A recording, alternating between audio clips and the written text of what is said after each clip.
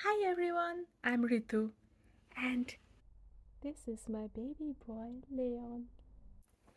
I can't believe how fast time passes. Little Leon is now 8 weeks old. 8 weeks. I don't know. He grows up like at an infinite pace. I don't know. I can't even believe he is born, and let alone he's 8 weeks. And the days seriously pass like I don't know. Days are long and months are short. It's weird. And it's finally the time that I got into the mental space of actually making a video about something that I felt really weird during my labor and delivery. That is, I watched every YouTube video possible to be prepared, and these things threw me completely off the course. I was shocked and I didn't expect it happening. And I thought maybe that's a very interesting thing for some other new moms. So I made a small list and then let's jump right in. So the first thing is my this midwife here in Germany, we call them the Hebamme. So when I had the labor pain and I was tracking my contractions, I called them in the hospital and they were like, no, this doesn't sound like labor. And I was furious, and we actually went to the hospital, and I was surely in labor and also very dilated. And the thing is, for me, the pain was in a very weird place. People have back labor and everything, but I just had things like period cramps in my lower abdomen, and they were getting worse and worse. But there was nothing on the top, it was all below my belly button, so I was also confused if it was labor. But it was. Next, it wasn't really regular. It was very off. Like sometimes it was 15 minutes apart, sometimes 10. And then when it was regular, it was like 7 minutes apart, 5 minutes apart, 6 minutes apart, 8 minutes apart, something like this. Or sometimes it's like no gap. But when I proceeded into the active labor phase, that is, I think after 4 centimeters and onwards, even before that, like from 3 centimeter onwards, I had no gap. There was no gap. Like I always heard, like, yeah, you can breathe through the labor and then you get some rest and you can breathe again. God, these were just 30 seconds apart, 1 minute apart, in I think 4 centimeter onwards, and it was, where will I breathe? There is no time to breathe. It was super like the EKGs, the taco, they call it here taco, CTGs, were like just peaks. There's nothing through. There's just peaks, peaks, peaks, one after the other.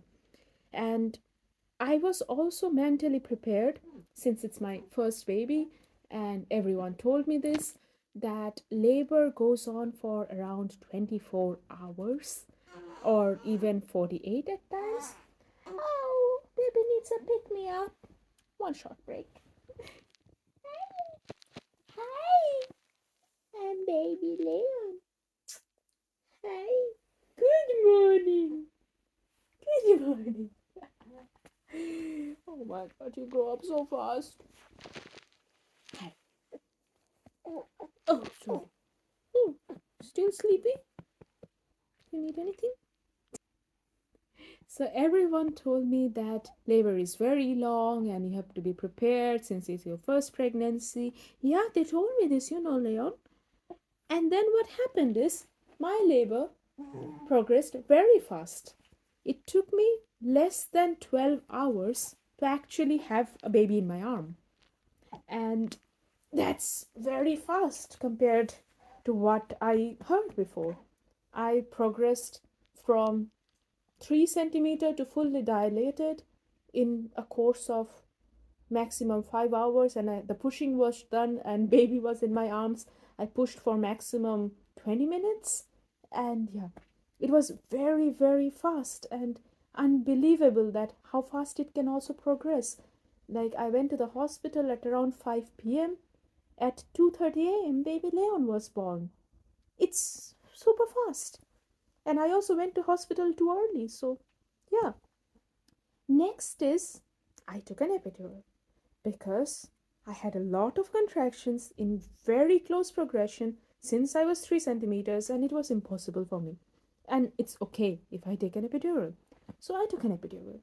And thanks to God, I had a perfect epidural. Like, even at the lowest dose, I felt nothing. Nothing, not even the contractions. And I slept. It was very comfortable. I slept. My husband slept. We were very, very happy. And then it progressed very fast because I could calm down and the baby could go down and I could walk. I could feel my legs. I could feel everything. Like, right after birth, I actually walked back to my husband into the normal bed and I was shaking. I was shaking like this the whole time because of the hormones. But I was like, you want what? I can give you your phone, I can give you a glass of water. And everyone is like, Ritu, you just gave birth. Please sit down. Please. You're shaking. You will throw the phone down because my hands were like this. But yeah, I could walk and I was comfortable. So I thought in epidural you can't really move that much, but yeah, it was fine. I could feel every part of my body. And lastly, it was just the most surreal thing. When they put baby on my arms, he did not cry. He didn't cry at birth. Like, I have a video to prove for that.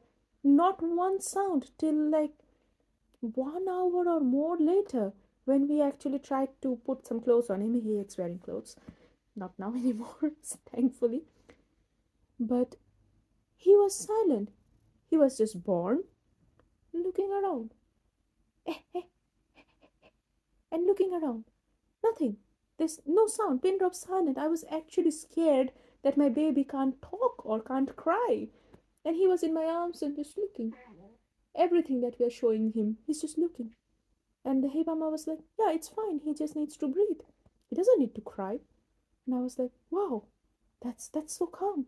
So since I had an epidural, I didn't make a noise because I didn't feel anything. I used my whole energy to push, and it was like lifting a dumbbell, actually, like lifting a very heavy weight for me.